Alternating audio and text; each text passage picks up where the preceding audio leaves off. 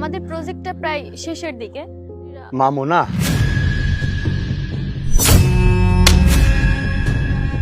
আরে এই বুড়া, কে রে তুই? তুই ম্যামকে এভাবে জড়িয়ে ধরছিস? তুই জানিস ম্যাম একজন ম্যাজিস্ট্রেট। ও ম্যাজিস্ট্রেট, ওর আমি চিনি। ম্যাম তোরে চিনে হয়েছে? 2 টাকার দিন মজুর ফকির কোথাকার। ম্যাম এইসব 2 টাকার ফকিরদের না আমি খুব ভালো মতোই চিনি। এর একটু বড় লোক দেখবে, তারপর সম্পর্ক করতে আসবে শুধু টাকা পয়সা হাতে নেওয়ার জন্য। ওই যে আপনি মায়া পরে 200 টাকা বেশি দিবেন, ঠিক এই জন্য উনি আপনার সাথে এমনটা করছে। আরে তুই যা এখান থেকে।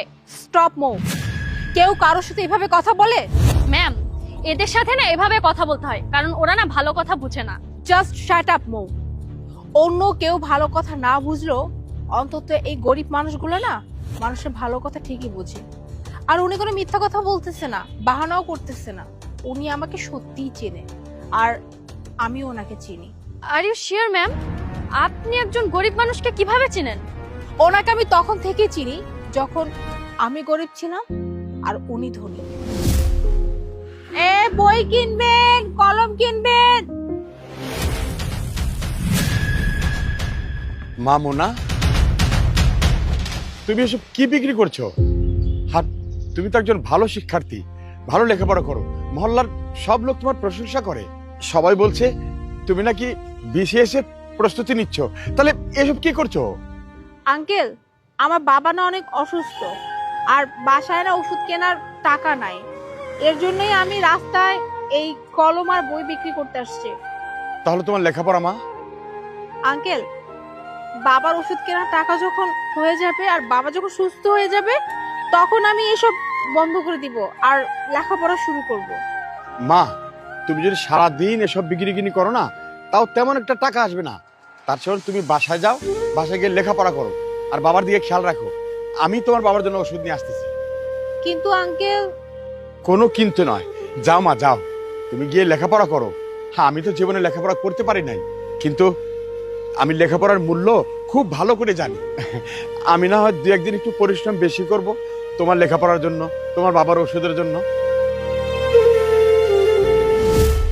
অনেক ধনী মানুষ আমার সামনে দিয়ে না আসছে আর গেছে, কেউ আমাকে সাহায্য করে না, শুধুমাত্র এই মানুষটা ছাড়া।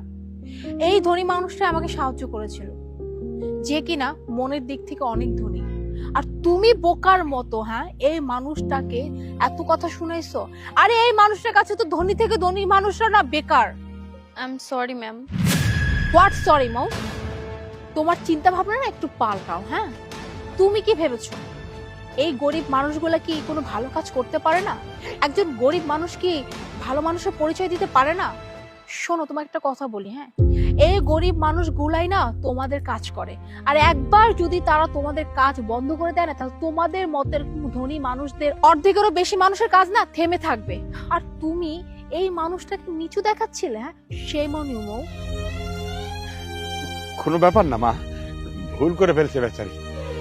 দেখলে তো মৌ, উনি এক মুহূর্তে তোমাকে মাফ করে দিয়েছে। ওনার জায়গায় যদি অন্য কেউ থাকতো না, তাহলে আমার সাথে যে পরিচয় আছে সেই ফায়দা নিয়ে তোমার চাকরি 1 সেকেন্ডের মধ্যে নট করে দিত। আঙ্কেল, আপনি ওই দিন যে আমার উপকার করেছিলেন, আমি সেটা আজও ভুলিনি। আর তাই আজ আমি আমার বাড়ি বানানোর কন্ট্রাক্ট আপনাকে দিচ্ছি। আপনি সেখানকার ঠিকাদার হবেন। কি? হ্যাঁ, আমি ঠিকাদার? জি আঙ্কেল, আপনি একজন ম্যাজিস্ট্রেটের বাড়ি বানাবেন। ধন্যবাদ মা, ধন্যবাদ।